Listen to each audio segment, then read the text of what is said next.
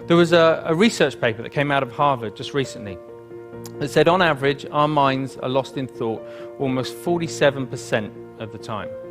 47%. At the same time, this sort of constant mind wandering is also a direct cause of unhappiness. Now, to spend almost half of our life lost in thought and potentially quite unhappy, I don't know, it kind of seems tragic, actually, especially when there's something we can do about it. The pace of life is often frantic, our minds are always busy, and we're always doing something. So, with that in mind, I'd like you just to take a moment to think, when did you last take any time to do nothing? Just 10 minutes, undisturbed.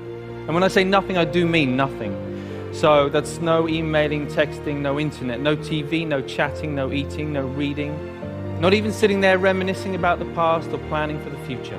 Simply doing nothing. We're talking about our mind. The mind, our most valuable and precious resource through which we experience every single moment of our life. The mind that we rely upon to be happy, content, emotionally stable as individuals, and at the same time to be kind and thoughtful and considerate in our relationships with others. This is the same mind that we depend upon to be focused, creative, spontaneous, and to perform at our very best in everything that we do. And yet, we don't take any time out to look after it. In fact, we spend more time looking after our cars, our clothes, and our hair. The result, of course, is that we get stressed.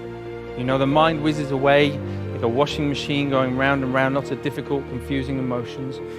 And we don't really kind of know how to deal with that. And the sad fact is that we are so distracted that we're no longer present in the world in which we live. We miss out on the things that are most important to us. And the crazy thing is that everybody just assumes, well, that's the way life is, so we just kind of got to get on with it. But that's really not how it has to be. And there's a positive, practical, achievable, scientifically proven technique which allows our mind to be more healthy, to be more mindful and less distracted. And the beauty of it is that even though it kind of need only take about 10 minutes a day, it impacts our entire life. So I was about 11 when I went along to my first meditation class. Now, as I was there, you know, I guess like a lot of people, I assumed that it was just an aspirin for the mind. You get stressed, you do some meditation. I hadn't really thought that it could be sort of preventative in nature. It taught me, it gave me a greater appreciation and understanding for the present moment. By that I mean not being lost in thought, not being distracted, not being overwhelmed by difficult emotions, but instead learning how to be in the here and now, how to be mindful, how to be present. I think the present moment is so underrated. It sounds so ordinary, and yet we spend so little time in the present moment that it's anything but ordinary. But we need to know how to do it. We need an exercise, we need a framework to learn how to be more mindful. That's essentially what meditation is. It's familiarizing ourselves with the present moment. It's more about sort of stepping back, sort of seeing the thought clearly, witnessing it coming and going, emotions coming and going without judgment, but with a relaxed, focused mind.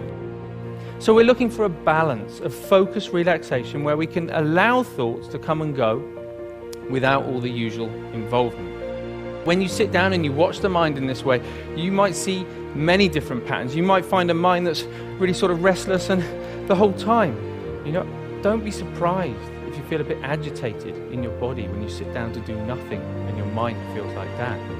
You might find a mind that's very sort of dull and boring and it's just almost mechanical. It just sort of seems it's as if you're just sort of getting up, going to work, eat, sleep, get up, Or it might just be that one little nagging thought that just goes round and round and round to your mind.